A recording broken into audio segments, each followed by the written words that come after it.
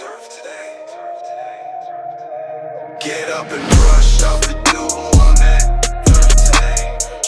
Turf today. Turf today. Cut it and roll that dew on that. Turf today. Turf today. Turf today. Set up, they about to come through on that. Turf today. Turf today. Turf today. Get up. Turf today. Get up. Turf today. Let's get out the way. Here comes first play. Let's maintain that turf today. Ladies and gentlemen, welcome back.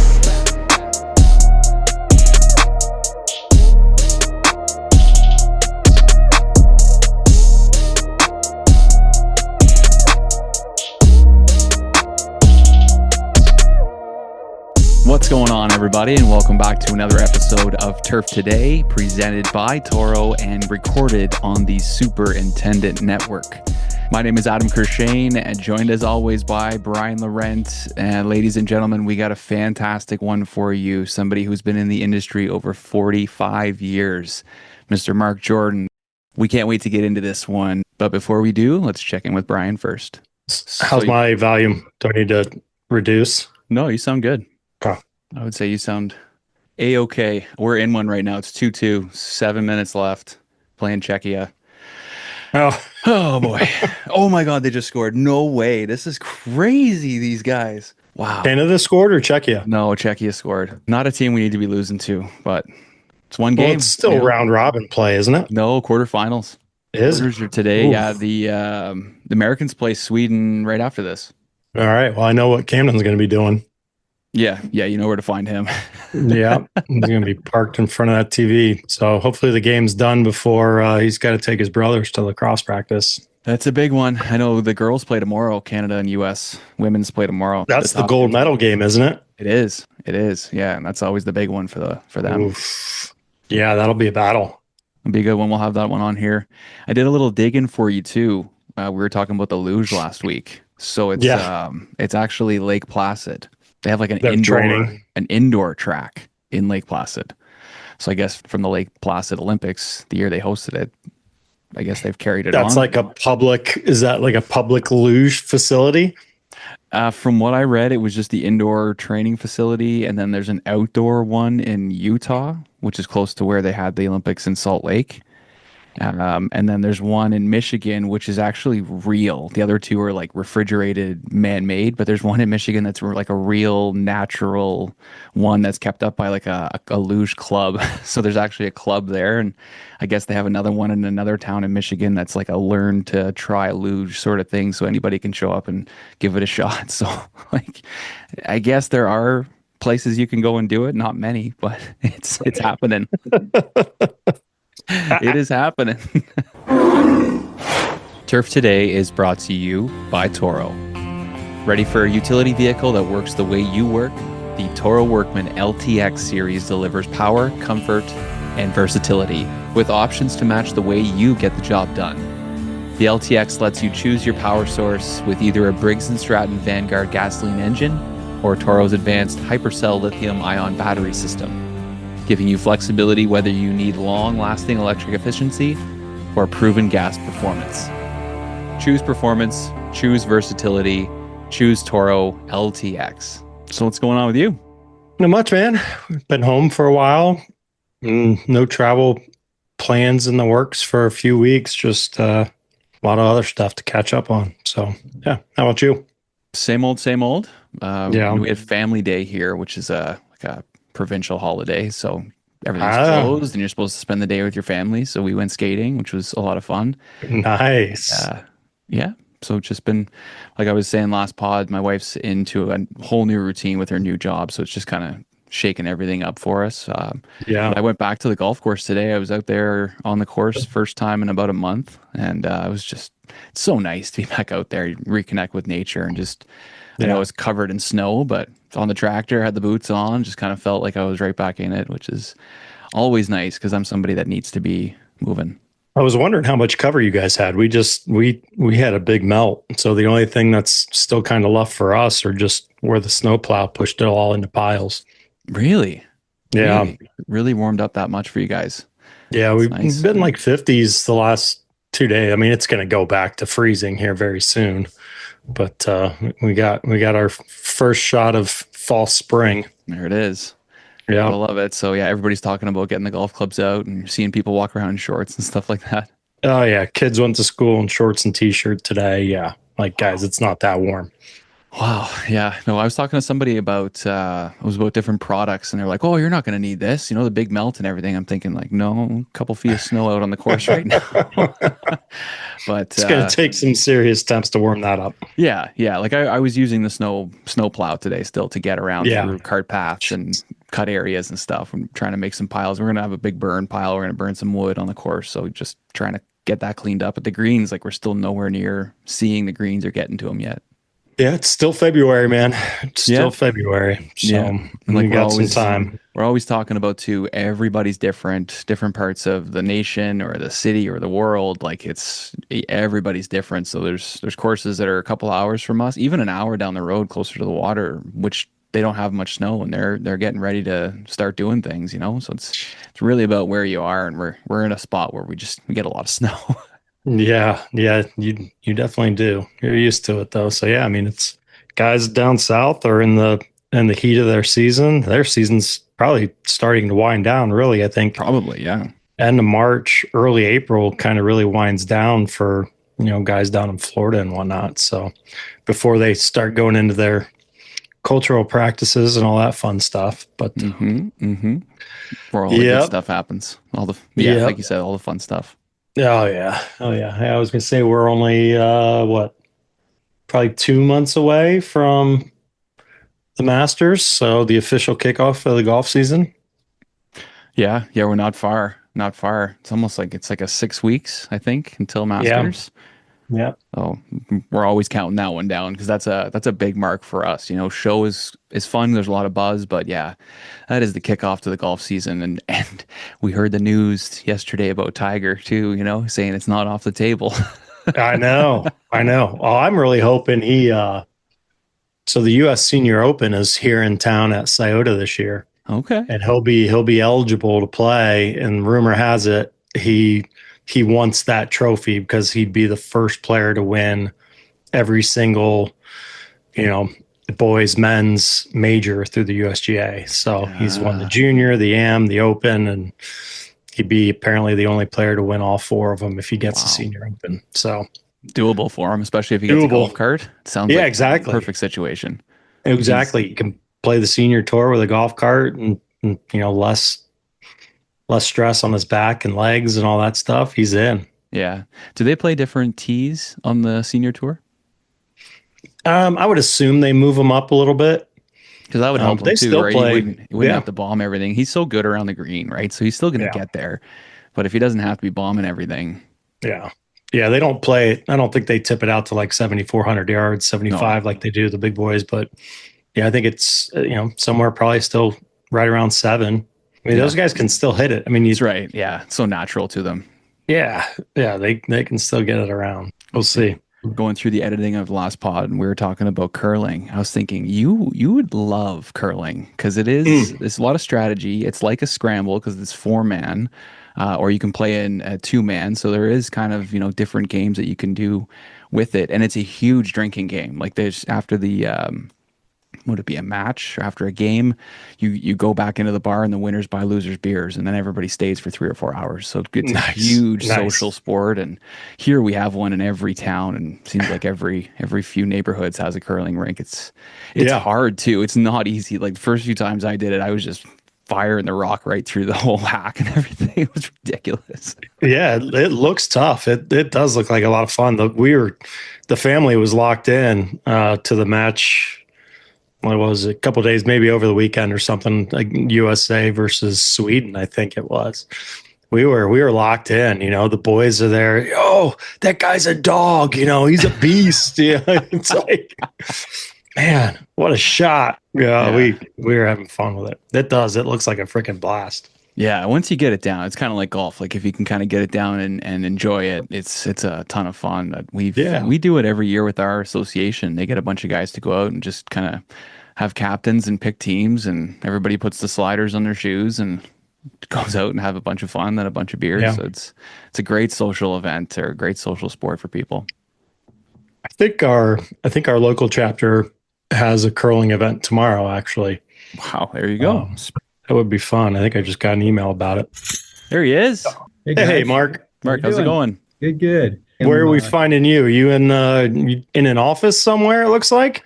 So I am at the Davy Tree Seeds campus. Then All right. the Seeds is the Science Employee Education and Development Center here in Kent, Ohio. Wow, there you go. That's awesome. Well, thank you so much for your time today. We were just reminiscing about our golf round in Florida, our cold golf round in Florida.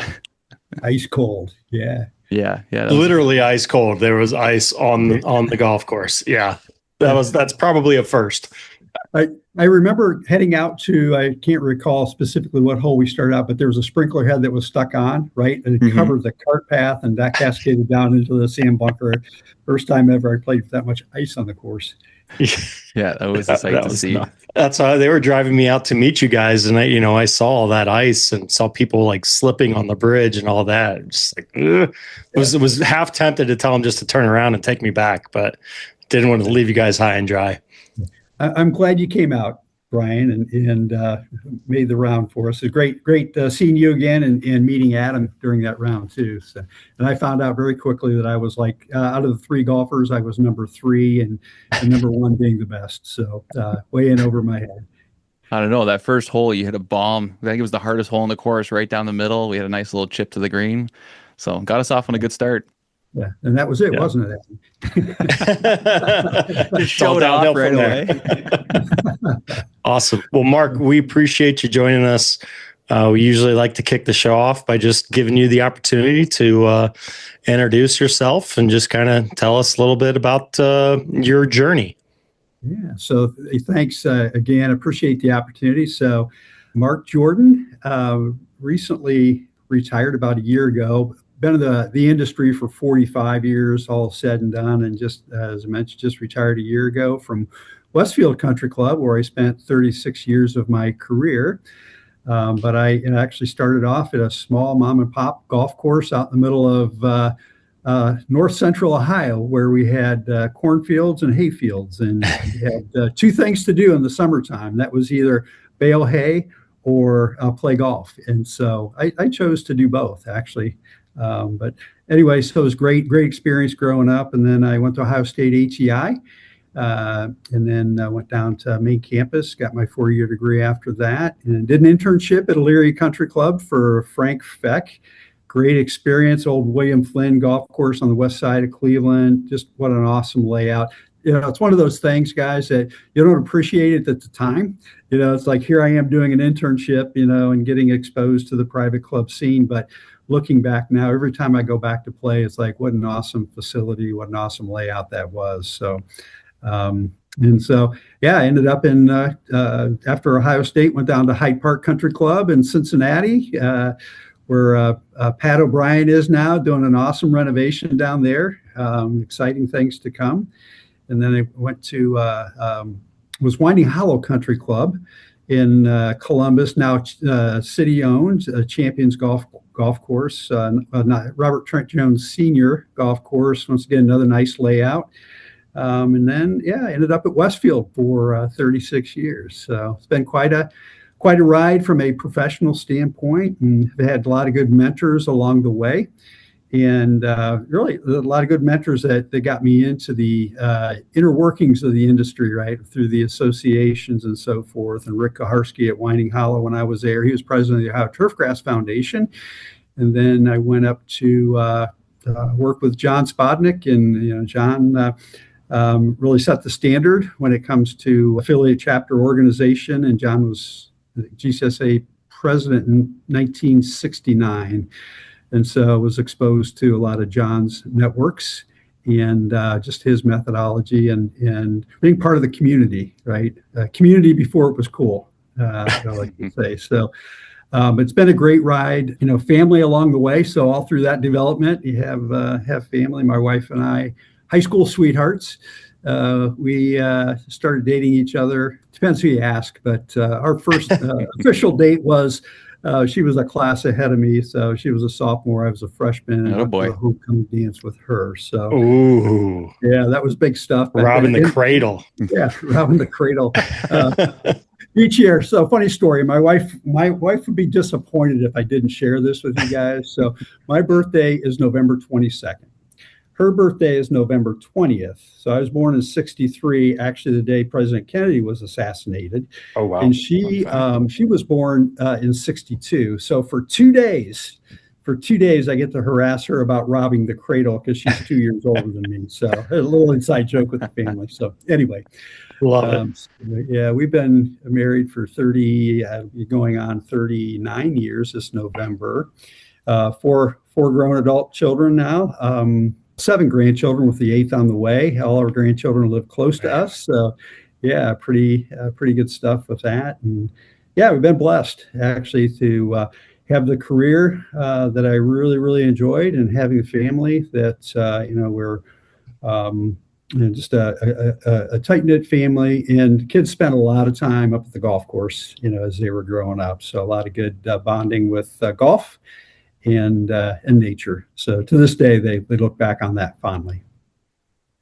Wonderful. There's lots to get into there. And one of the things I like to ask people kind of when they're telling their stories is sort of start at the beginning and tell us sort of what inspired you to get into the industry, or sort of, your big motivation to really get in and, fall in love with it. And now here we are all this time later. Yeah. Matter of fact, as fate would have it, I kind of fell into the industry. I used to, since I lived about a mile away from the Rolling Acres, the mom and pop golf course, I used to go down there and hawk balls and put them in egg cartons and then sell them to the golfers. Well, I was chased off the course numerous occasions, and so finally I was caught on the back nine, which was way back. I have no idea how the guy caught me, but anyway, he's like, you know what, you got a decision to make, and it was like stay out or stay out, and so I had a friend that worked there, and I asked Doug, I'm like, hey Doug, I said, I really like the game of golf. You're golfing or you're working here. What are the benefits of that? And he's like, oh, free golf. And at that time, I'd just gotten into golf. And I'm like, I'm there. Perfect. So that same guy that kicked me off hired me on the golf course. And, and he did a phenomenal job of, I don't know if it was intentional or not. I'll say it was intentional because he was Ben Staher was his name, but let me work in the grill room, small little grill room there, and in the cash register in the pro shop, and work on the carts, gassing the carts up and cleaning them up. And then, when somebody didn't show up for work on the green staff, hey Mark, why don't you hop on a mower? We need to mow greens this morning. So it was a kind of I guess first year evolution to that, but I really, really fell in love with working on a golf course, being exposed to that as a high school kid. It's like, somebody took a chance and put me in those positions, and just really fell in love with it across the board. How did you find your way then to ATI? What was kind of at what point did you know you wanted to make a career out of this? So interesting enough, I talked to the Ben at Stahura, and I said, hey, he was working on a sprinkler head one day. I'm like, hey, what's involved with this? And he's like, well, it's like plumbing, and showed me and I thought, well, that's interesting. And I was in college club in high school, and we were going to visit the College of Worcester. Well, along the way, it was just kind of a secondary, hey, well, we'll stop by Ohio State ATI. And while we were at Ohio State ATI, I saw a picture of the exact same, it was a Rainbird impact sprinkler, the one that he was working on, was in a brochure. And I'm like, I could see myself there, right? And so that big thing about seeing yourself in doing certain things. And so I inquired more about that. And so probably a couple months later, I worked at the golf course down the road. A couple months later, I told my dad, I'm like, hey, I'm really interested in getting into business. And my dad, whose exposure to golf was public golf, and that's what he knew. So his first question was, can you actually make a living at that? Right. And I'm like, I had no idea, Brian. I had no idea, but my response was, yes, you can, because I loved it so much. I had, even at that age, had a passion for it. And it's like, we'll figure it out along the way. So I did go to Ohio State ATI, and had some good advice. Mike Fulton, way back in the day from Ohio State ATI, he was my advisor. I said, hey, I'd like to expand my education. So he made a connection at main campus, and we connected. And at the end of that equation, Carl Danneberger ended up being my advisor. And I think that was Carl's first or second year at Ohio State. Yeah, so really young, and just remember those days very vividly and with fond memories. Sorry, Mark, Canada just scored in overtime to beat Czech. That's crazy. They came back, scored in overtime. Wow, unbelievable. I've been watching his eyes over there. He's like, yeah, crazy timing to do a pod. So it's over now. I can turn it off. That's awesome. That is awesome. So, Mark, you mentioned getting into the industry, and that was kind of a goal of yours. Was superintendent right there? Was that kind of like that's what I want to do? Or were you looking at other options? How'd that kind of go? So primarily it was, I'm as a golf course superintendent, although my dad did say before he asked me if I could do this for a living, he goes, do you want to be a golf professional? And I said, I just want to be a good golfer. And he offered up lessons. Can we get you some lessons somewhere? Back then, we lived like 25 miles from the closest person, George Valentine at Brookside, who's was actually just a phenom for a junior golf program, but just practically wouldn't work out. And so I developed my own bad habits and practiced them time and time again to get to what you guys saw in Orlando.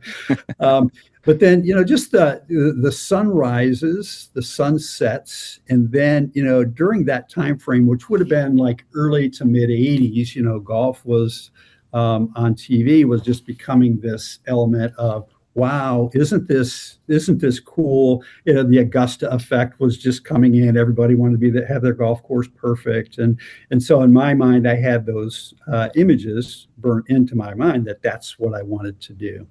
And so, once again, blessed enough to have a career path that opened some doors and showed me the way. And so it was a superintendent's role from the get-go. We are back with another Ask the Agronomist segment featuring PhD agronomist Tony Goldsby from the Andersons. Our question today comes in from Adam Lois. Do you recommend applying a winter fertilizer? Awesome. Well, thanks again, Adam, for having me on the show this week. And thanks to Adam for submitting the great question. And that's a topic that's obviously, really important. And I think for me, I really start to think about it kind of between cool season grasses and warm season grasses, just because obviously the physiology is very different. For me, I'm a pretty big proponent of cool season turf, whether you're talking, bluegrass, tall fescue, rye, really about those, call them winter fertilizers, but I think of it more as kind of carbohydrate reserves management, or, putting that money in the bank, right? Because, during that time of year, that soil temperature is right around 40 or 50 degrees. That plant's not actively photosynthesizing, so you're not getting that surge of top growth anymore. And a lot of that energy reserve that the plant's, able to make is going to go towards that carbohydrate storage. So that's then also going to oftentimes translate into stronger spring green up, and then also, better root activity and overall density that following spring. So I'm a big proponent, like I said, but the key is to make sure you don't overdo it. And then obviously from a timing perspective, you don't want to get out too late, because if it's not actively being taken up, that's obviously a potential for some sort of environmental risk, or, leaching, or, obviously leaving in a way that you don't want it to. So I would say definitely around cool season, timing is important. And again, that rate kind of matters, but definitely something that you can use and see some benefit for sure. Warm season grasses, I would say, are definitely a little bit trickier. So, I actually did work in both graduate school and later on as an agronomist for the Andersons, and really kind of saw a mixed bag of results with, let's call, late season nitrogen on Bermuda grass applications. And for us, that's probably like late September, early October out here in the Midwest of the US. So, that's pretty late for when a lot of guys would do that. And interesting enough, some years, the application seemed to really improve winter survival and spring green up. And then some years you'd see that same, timing increase winter injuries. So obviously a lot going on with a plant that time of year. So I think, you got to be really careful not to delay dormancy anyway, or, push that tender growth. And I think, you're really risking being, either on the positive side of it or the negative side of it, depending on kind of how the climate ends up, shaking out for the fall. So I would say, I guess to summarize, yes, for cool season, but it's got to be strategic. be really cautious and nuanced with warm season. It can tend to kind of bite you if you get a little bit too aggressive with it for sure. Awesome. Great advice as always. Thank you, Tony. This wraps up another Ask the Agronomist segment featuring Dr. Tony Goldsby from the Andersons. You found this industry, you mentioned a lot of the mentors that you had along the way. Talk about their influence on you and how that ultimately shaped the leader that you became. So actually last week in Indianapolis, I gave a talk on leadership, communication, and managing personal stress during stressful times. And I looked back and did a lot of reflection on what I learned from a leadership standpoint through the years. And you all know this, but the biggest difference between a leader and a manager is you lead people, you manage things, right? And that was you learned that along the way. But I look back to Ben at Rolling Acres, and he had a mindset of just get it done and get it done.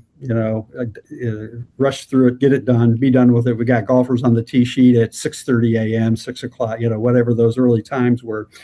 And he also had a perspective on, so back then, obviously 16, 17, 18, I was in high school, and we hear it even in this day and age, those high school kids or those younger kids, they do this or they do that. And so there's a kind of a negative connotation with that I learned that no, everybody, you don't know my heart, you don't know my passion for this work. And so what I did learn from him was his drive to get things done.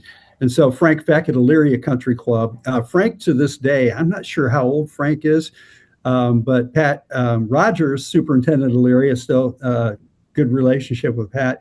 Frank has been there since 1969. I think Frank retired in early 2000s, somewhere thereabouts, and Pat took over for him. And Frank is still working the landscape around the clubhouse at Elyria Country Club. I think he's like 92, 93, somewhere in there. So he's still going at it. Just an amazing guy. And was an inspiration to me because of the way he was meticulous about keeping notes and about what he did. And Frank was a man of few words. And so I learned to ask during my internship summer, I learned to ask a lot of questions. And so Frank was a one-word response, like yes or no. And so it's like, how do you ask probing questions? But he had the vision for what Elyria Country Club should be, and he had a great team, great support team to make sure that worked. And so I learned about being detailed and having a good organization working with you. And then Rick Kaharski at Winding Hollow, great guy. X's and O's, agronomy. I learned a lot of agronomy from infield agronomy from Rick. And Rick was the first mentor that I had that we would, and once we're all done with work, hey, come in my office. We'll have a beverage or two and just, really talk about the industry and about his philosophies on things. And at that time, I think he was president of OTF, vice president of OTF. So he exposed me to what these organizations meant. And I also had some classmates at Ohio State that worked for Rick too. So Jeff Spangler, I don't know if you know Jeff or not. He was vice president of agronomy for Troon Golf, just a great guy. And a young man by the name of John Gasper, who John was at Riviera for a while out in Columbus. And then he went over to Asia and was doing some golf course work. And I kind of lost track with John, but John, we're all friends of the same tribe, and learned a lot from Rick in our discussions and in the after hours, and just a good group of people. And then coming up, well, at Hyde Park, great construction experience there. My first day there, we're installing a irrigation system. First day of pipe in the ground was my first day there. Nice. And Tano Irrigation was the contractor. So I didn't have, was I married? I wasn't married at the time. So, could spend countless hours at the golf course. So I spent a lot of time with Tanto learning irrigation. And my first job, my very first day, my first job at Hyde Park, Zoysia Fairways, right? So this was late March. It was late March. And so Jim Riesenberg was the superintendent there of the Cincinnati Riesenbergs. I think there's a whole brotherhood there of the Riesenbergs. But he's like, go spray Roundup on the fairways. And I'm like, what? Wait a minute. So it was baptism by fire, literally. It's like, okay, what are the rates? Well, go read the label. And it's like, okay, how do I do this? Because like, bluegrass, ryegrass, fescue, rough, zoysia fairways. And so I quickly had to figure it out. And I look back on that as putting somebody in a position that really probably shouldn't have been put in that position, because I obviously sprayed before, but something that big.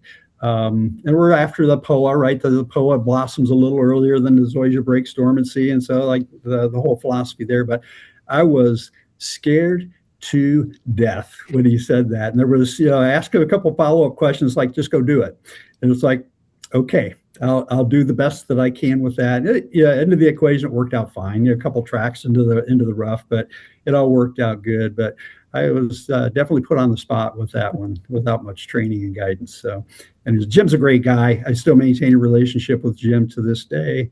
But then, in my travels to Westfield, what I discovered immediately was, having come from, so it was Hyde Park back to Columbus and then Westfield.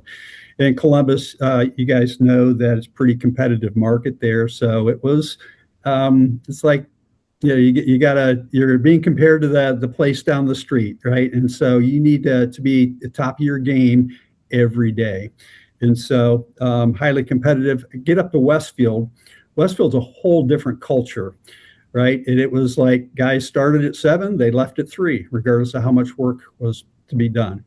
And John would he would come in at 8 and he would stay till 5 or 6, or if he had Northern Ohio GCSAA stuff to do beyond that. And so once again, a lot of time with John, after everybody left, working with him, sending out mailings, and no beverages though with John. So, but it was just that interaction, that personal, touch and relationship, that you do that a couple times a week, especially during your first 6 months there. You get to know somebody, get to know their expectations, and understand the culture too. And it was just like stepping back, quite frankly, back then it was like stepping back into the late 40s, early 50s with that mindset. And some of the equipment that we had too was not what you would call state of the art back then. Yeah. I love it. Yeah. So good stuff. Perfect. I'm glad you were kind of going down that road of different ways of being a leader. I would love to know sort of your evolution, being 36 years at the same property. Mm-hmm. How does that work? Like, how does your leadership sort of philosophy evolve over that time? Definitely an evolution or development, right? Because I came in and I was brought in as assistant superintendent of the South Course at Westfield. So 36 holes, North Course, South Course. So I was over the South Course. In essence, it was a superintendent role, but with John still there. John was vice president of real estate operations. And so pretty much had autonomy with the group. And I learned real quick that my mindset was, let's do it. I'm a driver. I can go get it done. And if you want to do that, you wear yourself out real quick. So that leadership element of getting things done through people was very important for me my first couple years at Westfield. And quite frankly, we had a group of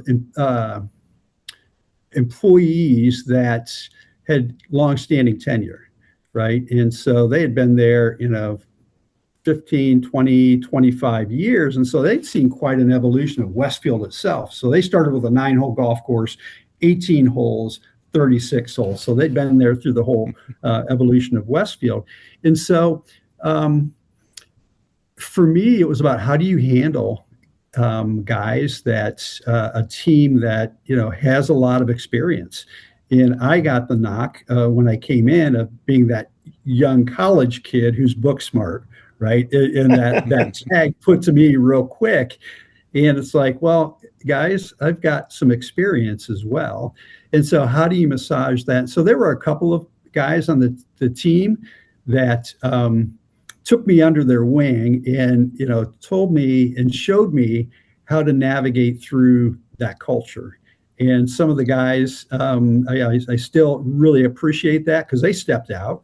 It could have been, harmful or impactful to them being on that crew, but they, they probably had children of my age back then, and so took a liking to me, and they actually taught me a lot about managing and also leading those what we used to call old timers through things. And so you develop that relationship and rapport and so on and so forth. And so that blossomed, and John retired. I started in '88 with Westfield. John retired in '93, so after 5 years there, and my next phase was the post Spotnik era, right? So now you're on your own, and we had a club manager. His name is Mike Whittick. Great guy, but Westfield had a tendency to bring people from the insurance operations into the club operations. So our primary reason for being was to entertain agents at Westfield.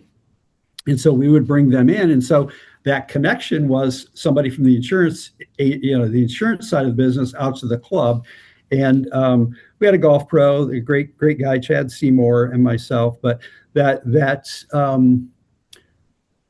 trying to work with somebody who has no feel for the golf business, right? So here's a microcosm of that. Our first meeting with the club manager, Mike, Steve Numbers, who was we both got moved up to superintendent's role. So Steve was superintendent of the North, of course, I was superintendent of the South. And the first meeting we had with the club manager, we explained our operation organization and identified that we needed second assistants or something to support us. And without even asking questions or listening, he goes, "You're not getting an assistant." Just like that. It's like, oh, okay. Well, so that's how we're playing golf these days. Okay, I get it. And so you learn to, that type of authoritarian leadership style. I'm not going to listen to you. You're going to do it my way, and this is what we're going to do. Learn to ask a lot of questions, right? And that's, and also present things in a different way, because Steve and I are both like, this is just natural progression, right? You get assistance, and no.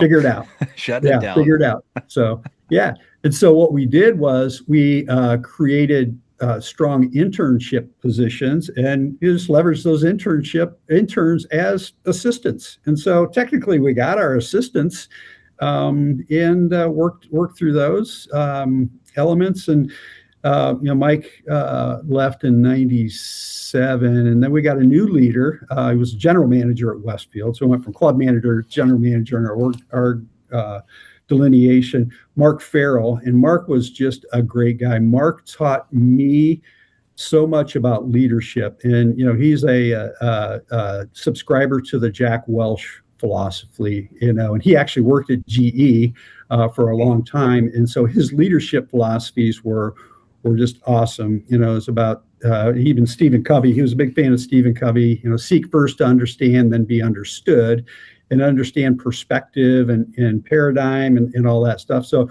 really gave me a different lens from which to look through when you're working with, whether it was the executives at the insurance company or your team or the club members at Westfield. He taught me a great deal about leadership. He actually brought me in under his wing and brought me in as club manager when we hosted the Junior PGA Championship.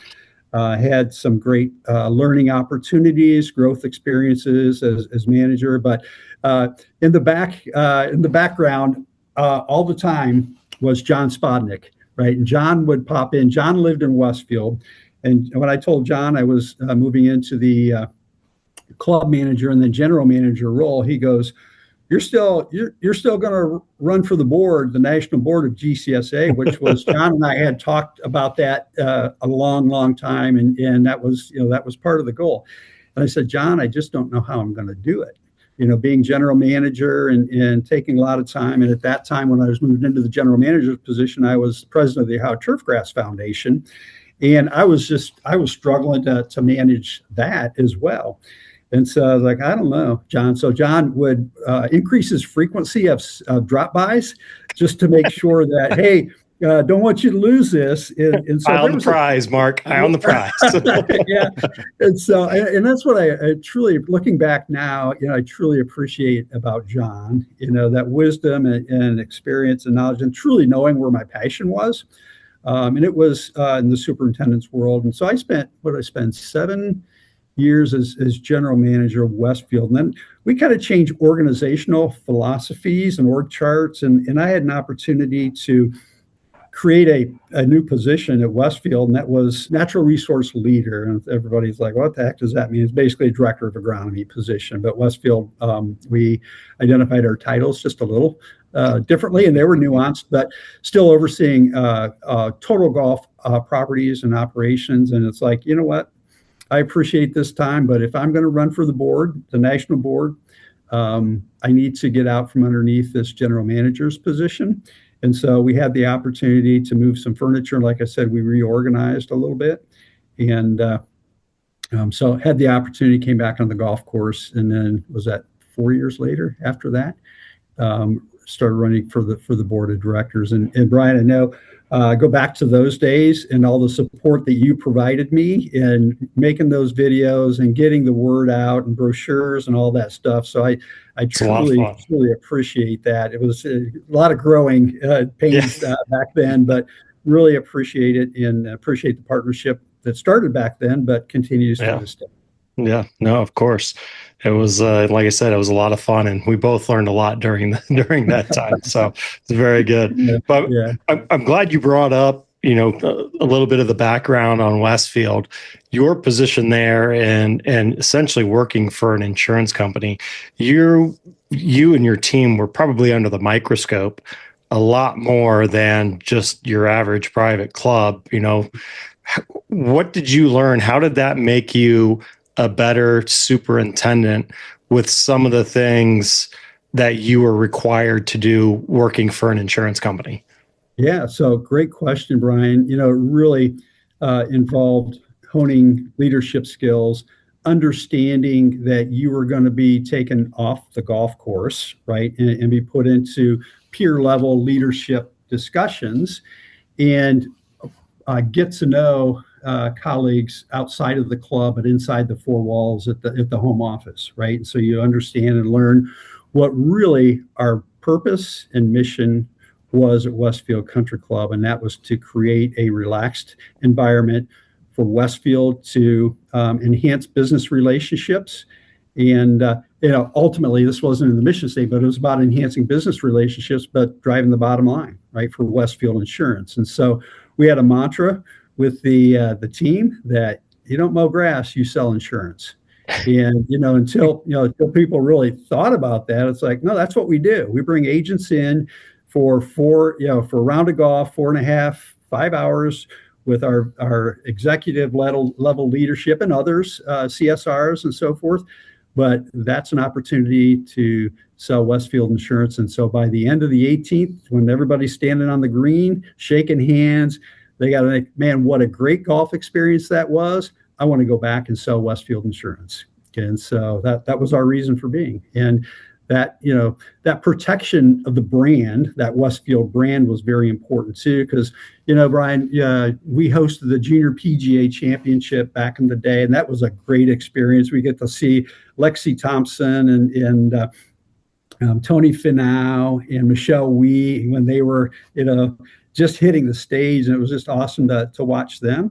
But that was the brand. Westfield brought the Junior PGA Championship to town because of the brand and the partnership with the PGA of America as well.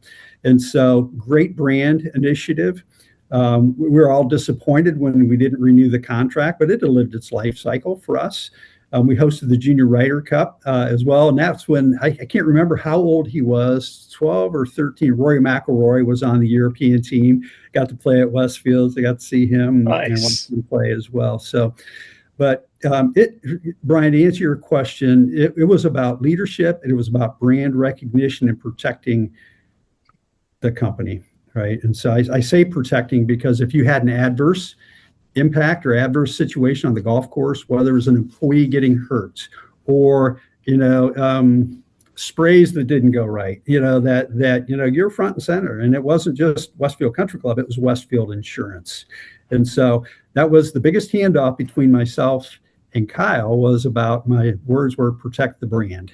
You got to do that. So anyways, so that was probably my biggest element of learning and leadership through my later years at Westfield. That's really cool. I didn't know that about your course, Mark. That's awesome to learn that kind of thing. And that's a great example too of what our industry is about, right? There's so much more that golf brings to the world. And there's so much more that happens on the golf course other than just hitting the ball. So that's a great example of what really happens when you go to a property like that. This is obviously a property that you spend a lot of time at and you're very proud of and have done a lot of work for. You've also headed out to do a little bit of volunteer work at the Travelers Tour, which was at TPC River Highlands. How was that? Yeah, that was great. And through my travels of being on the board of GCSAA, you go to special events, and I'd been down to Muirfield and talked to Chad and his list of volunteers down there, just kind of rah-rah speeches and so forth. But to actually be a volunteer, right? So when I would go down to Muirfield, it'd be like 2:00 in the afternoon, right between shifts, right? And so you'd roll in right in time for lunch, Mark. Let's be real. Yeah, he was there for the milkshakes. He knew what he was doing. Strategic about your visits. But with the travelers events, it was truly volunteer, and so you got up at 3 a.m. Mm-hmm. You were at the course at 4 a.m. You worked from out on the golf course. Once you got your assignments from 4:30 to 8:30, 9 o'clock, you busted butt, and then you got back in, and then you waited till the afternoon shift and finished up, 8:30, 9 o'clock, maybe even a little bit later. But it was really a great experience to have that behind the scenes, that sweat equity involved with that. So that was very enjoyable. And they had volunteers, just like Chad does down at Muirfield, from across the world. They had some interns and the equipment managers from the UK and so forth. So it was just, great to expand your network a little bit and get to know them as well. So Jason Kanata, Director of Agronomy there at TPC River Highlands, great guy. They run a great ship there. And so, that was really fun, Adam. I enjoyed it. Although at the end of the day, or at the end of the week, I should say, I was tired. Glad to head on the plane and head back home. What did they have you doing, Mark? So I actually did a variety of tasks. I don't think they trusted me enough with the really important tasks. So where are my keys?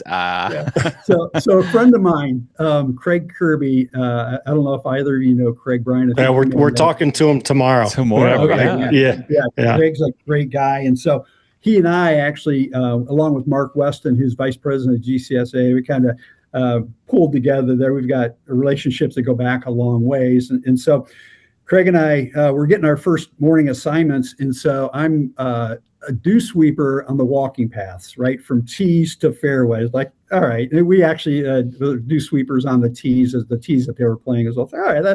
That's cool. That's kind of a harmless job and nobody can get hurt on that.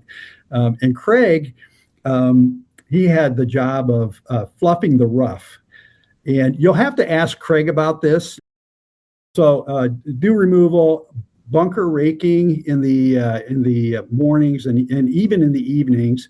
And then one job that I had for a couple of evenings was when they mowed, they double cut in the evening. And so there was no dew evidence, right? And so they get the guys out with the syringes and hoses and try and get some water out there, but you couldn't see. So we're basically spotters, right? Yeah. And I'm glad I wasn't behind the steering wheel of the walk mowers, because these experienced guys had a hard enough time. I couldn't even imagine. Even as a spotter, I had a hard time, figuring out where the next pass was.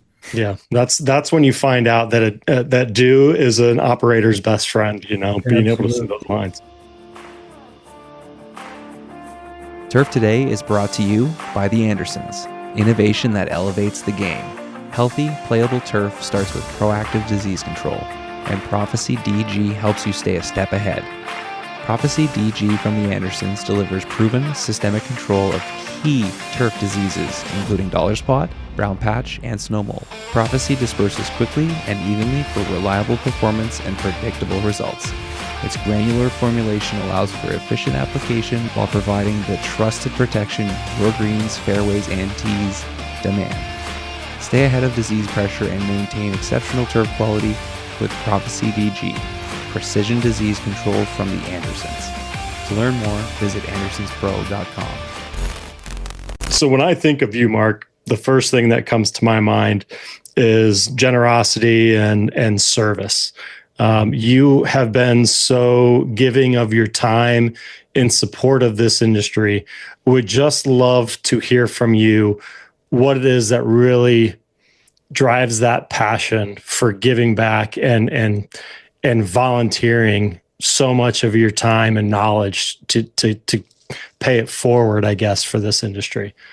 Once again, I'll go back talk about mentors here in a little bit. But my parents, especially my mom, she was a stay-at-home mom. My dad was a construction worker, and we ran a small farm. So he was pounding it every day of the week. And so, but my mom gave a lot of her time to the local community, whether it's through church service or other means with the local sports boosters club. And she was out there volunteering. She wanted to help support and impact lives. My dad, even in spite of his work schedule, was able to coach virtually all my little league teams. And so after you appreciate it as a father after working construction all day and then coming home and spending time with a bunch of 10, 11, 12, 13, 14-year-old kids as you progress. Probably wasn't his first thing to do, but his love for sports and his love for his family really helped him volunteer. And then that element of paying it forward, Brian, it's the guys like Frank Feck, the guys like Rick Koharski, the guys like John Spodnik, who made an impact on my life and shared those stories with about who they knew and how they served and their mentors that exposed them to the industry. And so really that mentorship element, and it's about stewardship, but in a different light, right? So we think of stewardship as environmental stewardship. Let's take care of our courses and so forth. But there's stewardship of our organization and our industry. And so someday, Mark Jordan's not going to be around. So who's going to carry on those stories that John Spodnik told to him and Mal McLaren told to John and Colonel Morley shared with Mal McLaren, right? So it's that element of continuing and stewarding those stories, the industry. And so for me, that's where the deep passion really came from, Brian, when we look at that. And also, and I know you know me well enough, Brian, to know that I've got a pretty devoted faith, right? And so being involved with church, is another motivator for me, and helping people out, right? Helping people realize there are alternative paths, whether it's in their faith journey or in their professional journey. It's about that next step, and it's about people seeing, knowing where they are and seeing where they can be down the road. And if not for John Spodnik and Rick Koharski, I don't know if I'd ever had a drive or passion to become GCSAA superintendent. Those guys helped mold my professional mindset, and I'm so fortunate and blessed to have had those guys amongst others as mentors of mine. But that's really, Brian, where all that stems from. I'm glad you mentioned, showing and exposing people to different paths, because I know, again, even recently, that's something you're very passionate about. And I know in the past you've done the program where you have folks come in and you kind of show them all the different avenues of the golf industry. And now you and your son are starting this collegiate tour to help introduce them to future employers. Talk about some of the things that you have been involved with and are involved with still on exposing people to the opportunities that are out there in golf and outside of golf. Sure. So my last 2 years at Westfield, I'm an ideator by nature. I like to think about what could be. And so Westfield, has 1,700 employees, and we've got this talent acquisition department that I've known some people that were longstanding leaders in the talent acquisition area. And I'm like, hey, have we ever had a collegiate golf event at Westfield? And they're like, no, we used to have the junior PGA, blah, blah, blah. And which was important. So we needed to push that off. But I'm like, so we spend a lot of money going out to college campuses, recruiting, right? And the club and golf is a very important part of Westfield culture. what do you think about hosting a collegiate event at Westfield, making it a 2-day, 36-hole round event? But in the morning of the first day, we could have basically what amounted to a job fair. At Westfield, we could have a breakfast for all participants, expose them to jobs and careers at Westfield, and go from there. They're like, sounds interesting. And I had a really good friend in talent acquisition who was a champion internally at Westfield on that. So he and I partnered with that and grew up. First year was just a great event. Second year was a good event as well, not as good as the first year. And those debriefs and how you can do things differently, and then players change. We had some turnover in talent acquisition that probably weren't as passionate about the championing of the event as my friend was. But anyways, it's still first year resulted in, I think, 3 or 4. I think two interns and 2 at least prospects for full-time employees. And so, yeah, good mix. We had no idea what to expect. And I think the last year we may have gotten 1, but we had fewer teams participate the second year as well. So for me, it was about, okay, as I was deciding when to retire, it's like, okay, when do you know it's time to retire? I reached out to a couple of peers and mentors of mine, one of which was Frank Doby. I'm like, Frank, when do you know it's time to retire? He goes, you'll know when it's time. And so, this element of, we just completed a multiple phase renovation to both golf courses. We got that up and going. We were starting to work on a project that we're building a new golf course or a new clubhouse at Westfield. And so for me, it's like Kyle Smith, Brian, I think you know Kyle. He'd been on the team long enough, and he was in the succession plan. And it's like, I worked with a couple of other leaders in hospitality, and it's like, he's ready to move on. I'm ready to. I was really excited about this whole career path thing. And so once I retired, one of my endeavors was with my son-in-law, who was a collegiate women's coach at Ashland University, was assistant there. And he had done that for a couple of years. And he was like, Mark, he goes, I think, our number 1 and 2 golfers on our team can go out and play in high-level competitive events, but our 3 through 12, they haven't really found a niche as far as tournament schedules for their summer. And so I was like, oh, let's look at this a little bit. Let's reach out and ask others. And so we reached out to a couple other college coaches. They're like, hey, I think you're onto something.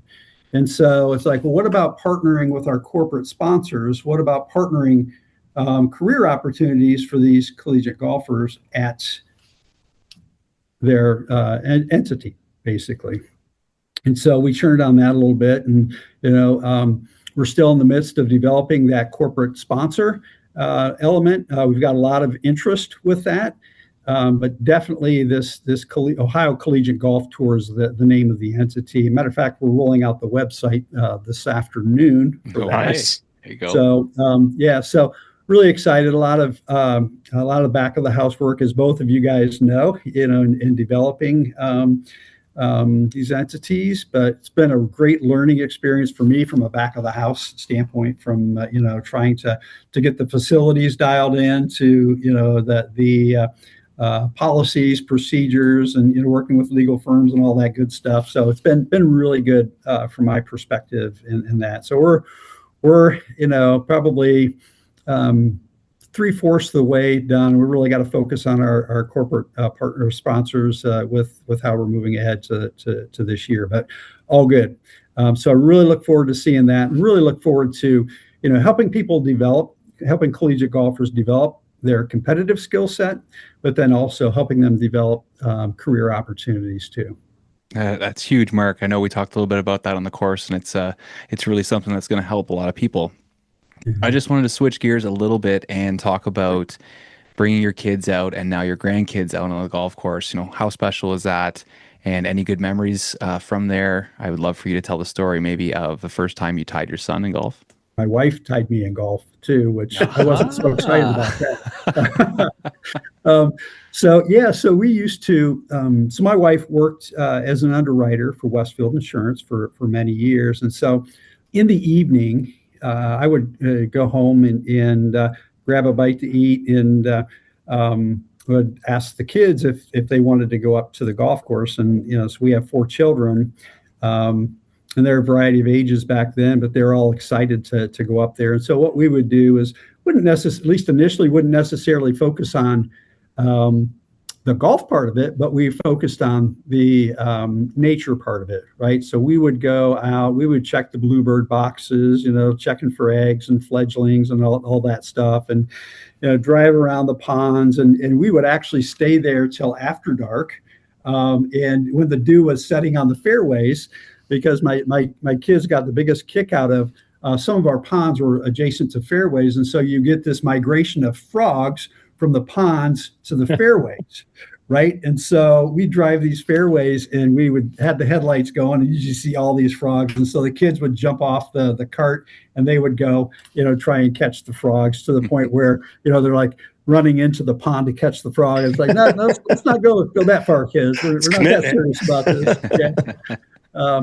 So those are some really, really good memories of growing up. And if you were to ask our 4 kids to this day what some of their fondest memories were, it was that. And of course, some of that parlayed then into golf and developing their golf game. We'd play, bring the putters out and put on the greens and so forth. But the love of nature was really embedded in them from a young age.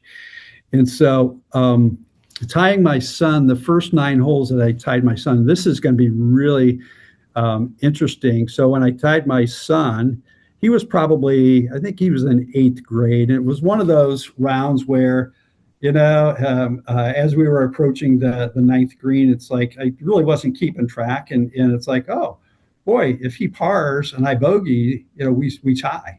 And so as fate would have it, we get up on the green, he pars, I bogey 41, right? So 41-41. And I'm like, Nate, I said, I think this is, you haven't beat me yet, but this is the first tie that we had. And he's like, if I remember it correctly, he's like, I know, Dad. That's why I wanted to par those. So he was, in his mind, he was keeping score, keeping track of mine. He knew exactly what he needed. He knew. Yeah, and he didn't say anything about it until we Did you step on your ball in the fairway too? You know what? I haven't thought about that, Brian, but if I go back and replay that round hole by hole, shot by shot, I'm sure somewhere along the lines there's a cart track over my golf ball. That's it. Yeah, when you're the first one to get to the ball, you never know what's going to happen. So yeah. No, so that was memorable, and it was a fairly cold day, but yeah, great memories with playing golf with him, and then my wife. This was last summer. We were playing on the North Course, and she's now that she's retired as well. She plays a couple times a week, and then we'll go out in the weekend evenings and play. Well, this is a Sunday evening, and she starts out par, bogey, par. And I start out like bogey, par, bogey, almost like the opposite of that. And so I'm like, in my mind, I'm like, well, she can't keep this up. There's going to be a triple bogey somewhere and somewhere else. Don't worry, I'll catch her. And so, yeah. Famous last words.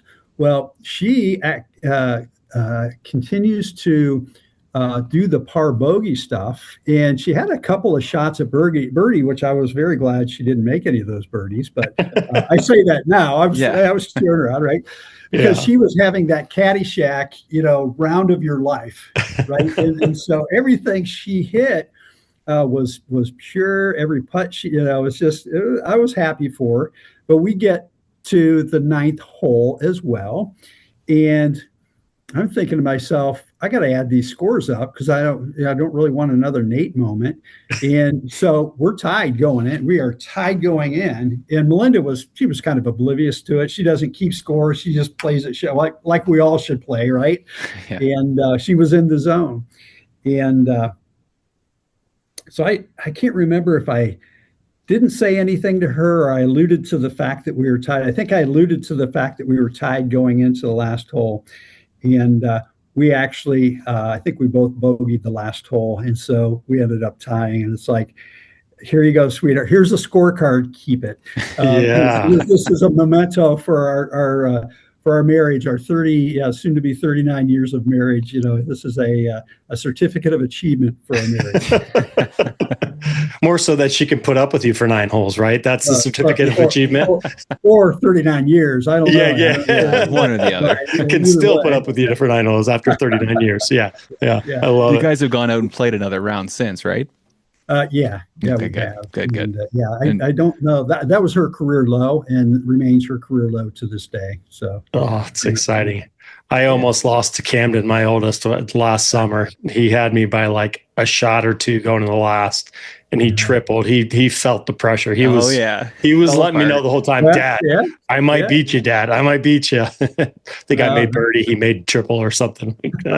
Keep trying, buddy. Keep trying. There'll be that day, though, for sure. I'm sure. Adam, just real quick, grandkids, very similar, right? So take them out, although it's not as accessible as it was now that I'm retired, but we'll still take the time to go out and tour the course in the evening and look at the bluebird boxes and the frogs in the pond. And we got our putters with us now too, so it's all good. That's awesome. I love. Just need a bigger cart these days. We do. We went from a 6-pack. We need an 8-pack for sure. Yeah. Oh, boy. Yeah. We'll have to see if Toro can get us get you one of those Vistas or something with there you go. three rows of seats. Heck yeah. Yeah. Perfect. Well, we're kind of running up against time here, Mark. We always like to wrap these up and just kind of give you the floor and let you talk about anything you want to bring up. Well, thank you. I appreciate the opportunity. In my talk in Indiana last week about managing stress and how we do that was really brought on by some conversations I had with some vendors in Northern Ohio and some other superintendents in August of last year when it was really getting real for a lot of people and their wearing. And we've got a great initiative in the industry about mindfulness and trying to incorporate the work-life balance, but sometimes that's not realistic, at your club. And so, how you respond to that is very important. And it's that element of prioritizing, right? What's most important to you. And I'll raise my hand first to this when you talk about, bringing your kids to the golf course. Reality, it's like those late afternoon, early evening drives with the kids around the golf course. You're checking things out too, right? And you're making sure that you've got, conditions under control. Walks with my wife, Melinda, will walk around the golf courses occasionally. And she goes, "Did you want to actually walk with me, or are you just scouting the course?" You just got something to look at, don't you? Yeah. And so for me, my answer to my wife is yes.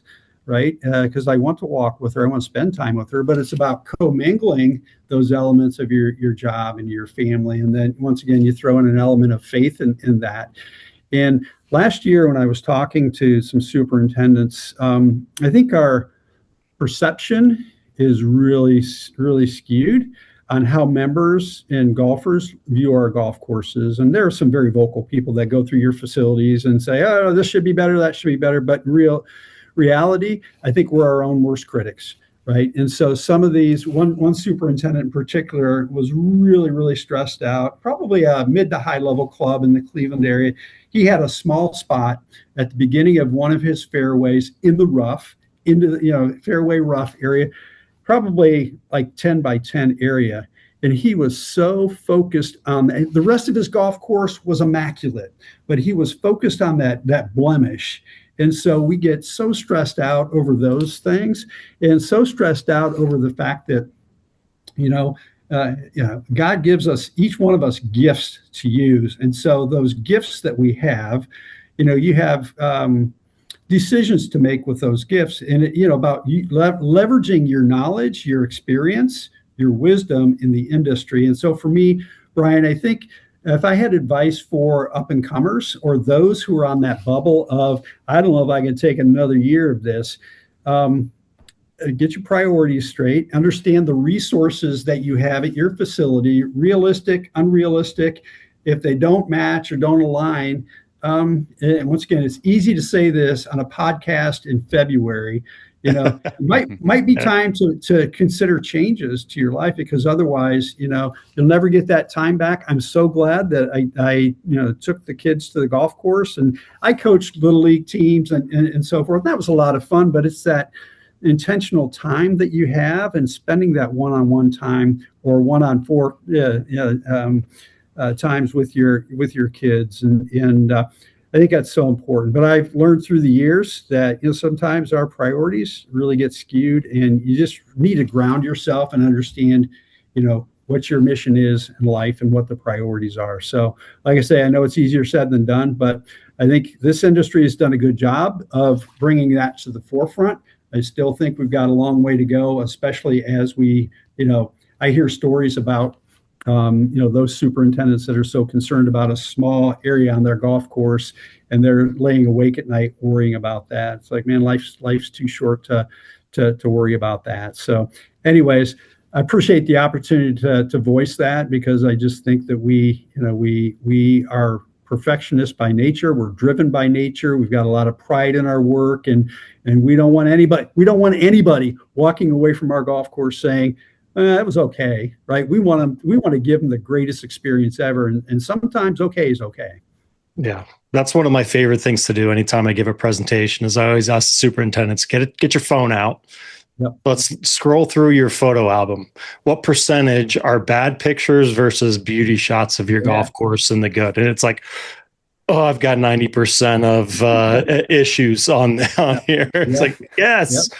Stop and embrace it. That's great advice. Great advice, Mark. Sure. Well, this has been fantastic. We really appreciate you coming on, spending some time with us, and putting up with us down in Orlando for the scramble, and watching our bad golf swings, and being a good sport about coming on the Instagram reel that Adam put together too. So that was fun.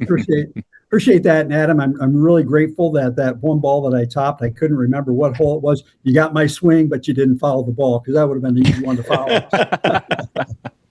Look, we didn't want to put shot tracer on any of the shots that we hit that day. That could have been bad. Awesome.